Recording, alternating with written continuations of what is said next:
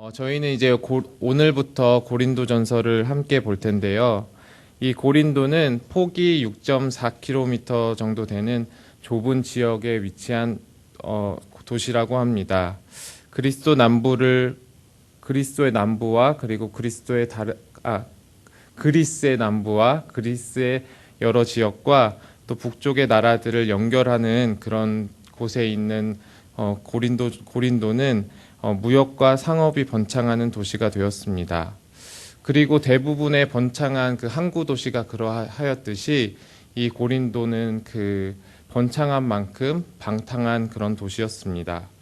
얼마나 방탕함의 정도가 심했던지 헬라인들은 방탕하게 살아가는 사람들을 보면 너 고린도인들처럼 사는구나 이렇게 말을 했다고 합니다.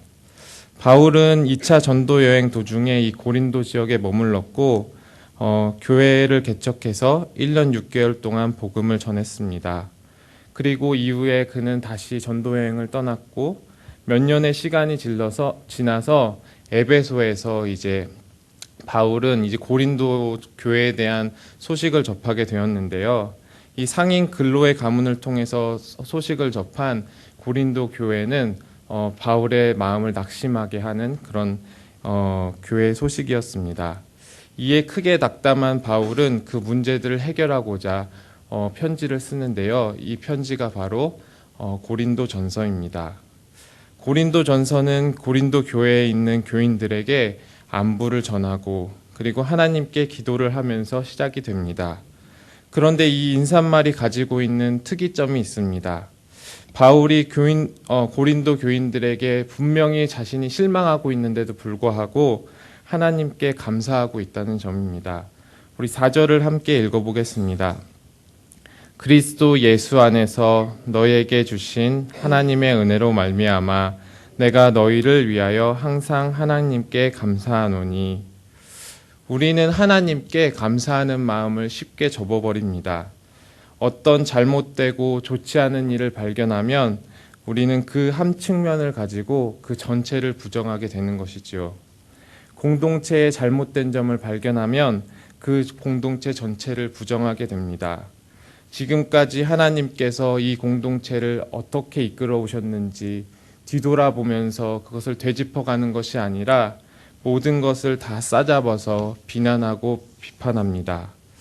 그러나 바울은 고린도 교회의 문제점 가운데서도 하나님과 예수님 중심의 감사를 잊지 않고 있습니다.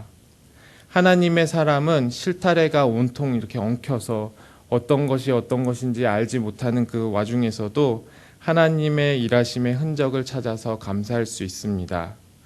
내 마음에 들지 않는다고 모든 것을 싸잡아서 비난하고 비판하는 것이 아니라 그 속에서도 일하시는 하나님의 은혜에 감사합니다.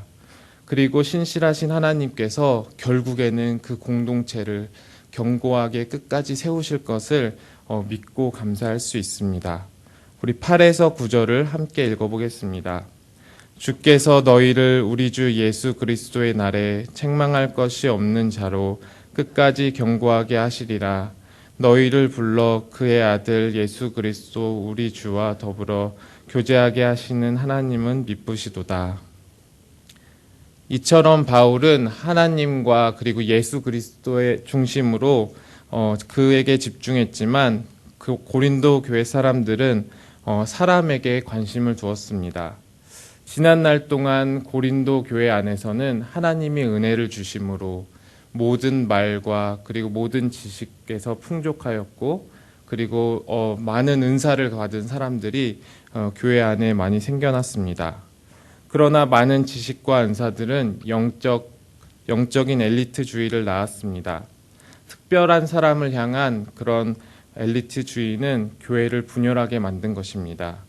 고린도 교회에는 적어도 4개의 그룹이 있었던 걸로 생각이 되는데요. 첫 번째는 바울당입니다. 고린도 교회는 바울로 인해서 개척됐을 뿐만 아니라 바울이 1년 6개월 동안 복음을 전하면서 수많은 사람들이 회심하였기에 그들은 아직까지 바울에 대한 강한 애착심을 가지고 있었습니다. 바울은 떠났지만 그에 대한 기억과 추억은 강하게 남아있는 것이죠. 두 번째는 아볼로 당입니다. 알렉산드리아 출신인 아볼로는 특별히 지적인 능력이 탁월했던 사람으로 알려져 있습니다. 그리고 그는 화려하고 능숙하게 말을 이렇게 잘하는 사람이었고 달변가였습니다.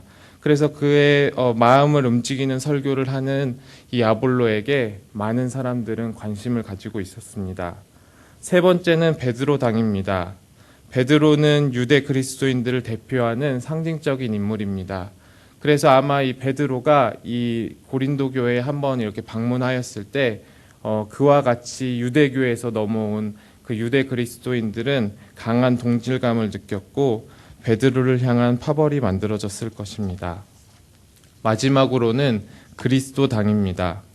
얼핏 우리가 생각하기에 그리스도당이 무엇이 잘못되었는가 이렇게 생각할 수 있겠지만 이 그리스도당은 출발점부터 잘못되었습니다. 이들은 다른 바울당이나 아볼로당이나 그리고 베드로당의 파벌에 대한 지나친 반감으로부터 시작되었습니다. 그래서 자신들에게는 이렇게 바울과 아볼로나 베드로와 같은 인간적인 지도자는 필요 없고 자신들은 그리스도와 직통으로 연결돼서 자신들은 메시지를 받는다고 그렇게 주장했습니다. 이러한 각각 쪽의 주장으로 고린도 교회가 시끄러웠던 것처럼 오늘날 우리 교회 안에도 자연스럽게 파벌이 형성될 수 있습니다. 예를 들어서 저희 교회에도 이제 여러 목사님들이 계시죠. 정가심 목사님과 1교회 한규성 목사님, 2교회 김마태 목사님, 3교회 이상임 목사님, 4교회 이성봉 목사님이 계십니다. 여러분들은 어떤 목사님을 좋아하십니까? 우리 목사님은 말씀이 너무 좋으셔. 우리 목사님은 따뜻한 마음을 가지고 계셔. 우리 목사님은 열정이 대단해서 아무도 따라오지 못할 거야.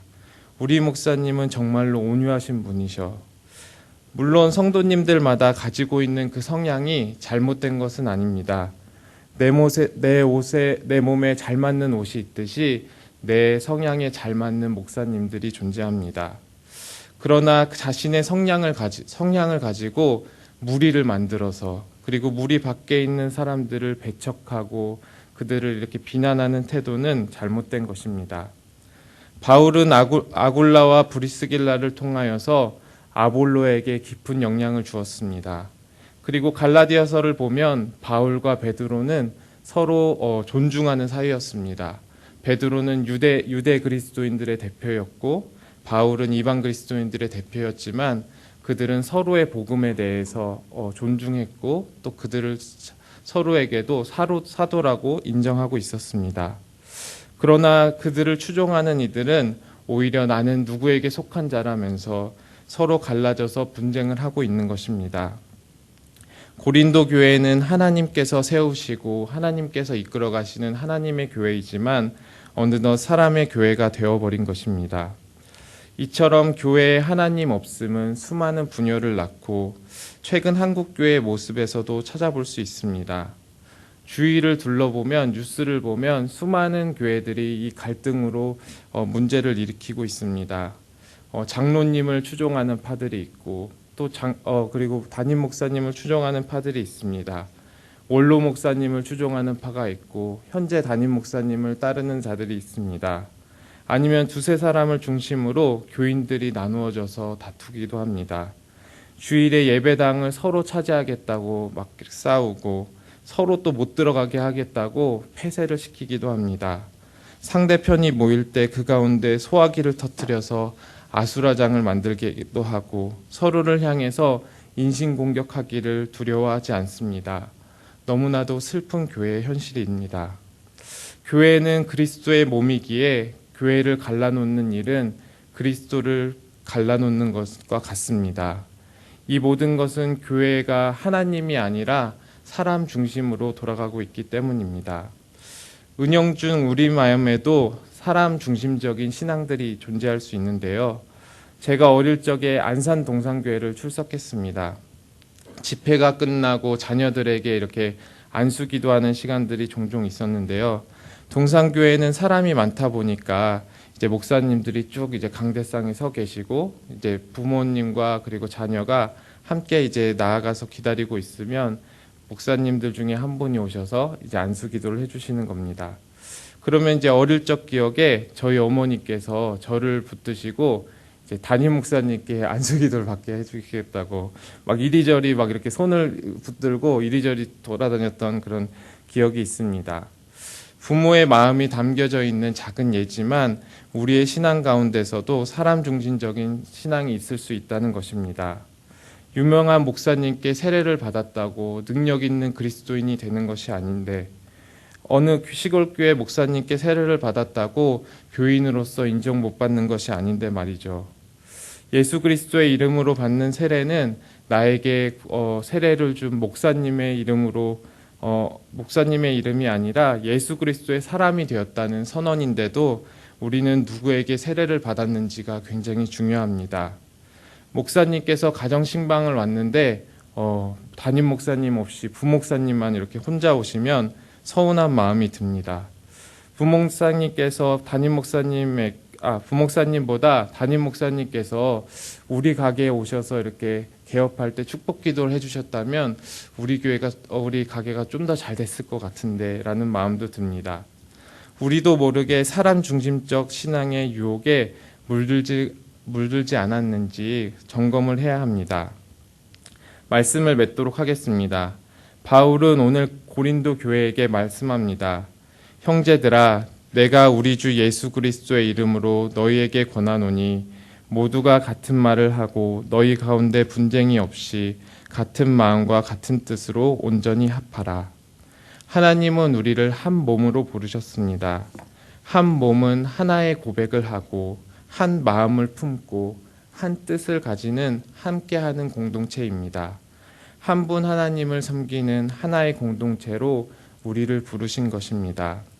17절에서 바울은 그리스도께서 자신을 교회에 부르신 이유는 복음을 전하기 위해서라 말합니다.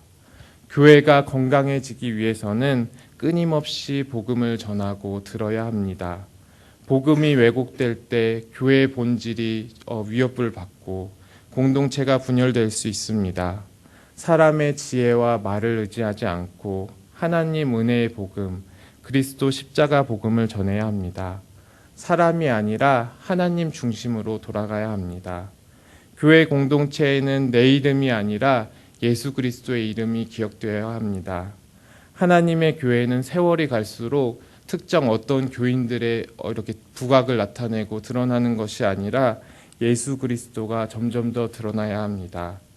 사랑하는 성도님들과 저희 예수양남교회가 지금은 비록 부족하고 연약한 가운데서도 이전부터 함께 하셨고 지금도 함께 하시고 앞으로도 함께 하실 하나님의 신실하심을 믿음으로 그리스도의 날에 책망받을 것이 없는 그러한 교회로 끝까지 견고하게 서가시기를 예수님의 이름으로 축원합니다. 아멘. 우리 함께 기도하도록 하겠습니다. 하나님 아버지 감사합니다. 오늘 고린도 교회를 향한 바울의 편지를 바라보면서 하나님의 교회가 어떠한 곳인지 다시 한번 생각하게 됩니다. 하나님의 교회는 하나님께서 세우셨고 하나님께서 이끄시고 하나님께서 끝까지 붙들어 정말 세우시는 그 교회임을 다시 한번 생각합니다. 하나님, 어떠한 특정 사람이, 어떠한 특정 무리가 하나님 그 교회를 소유하거나 그 교회를 이끌어갈 수 없음을 하나님 고백합니다. 하나님, 내 마음속에, 우리의 마음속에 정말 사람을 의지하는 마음들이 있다면 그 마음을 제하여 주시고 다시 하나님을 붙들고 하나님께로 돌아가는 그 신앙을 허락하여 주시옵소서. 그리하여서 저희 예수양남교회가 그리고 우리의 가정이 그리고 내 자신이 정말 주님 안에서 온전히 한 목소리로 한 마음으로 한 뜻으로 온전히 합하여지는 공동체 될 수 있도록 주님께서 함께하여 주시옵소서. 이 모든 건 예수님의 이름으로 기도드립니다. 아멘. 우리 주님이 가르쳐 주신 기도하겠습니다. 하늘에 계신 우리 아버지여,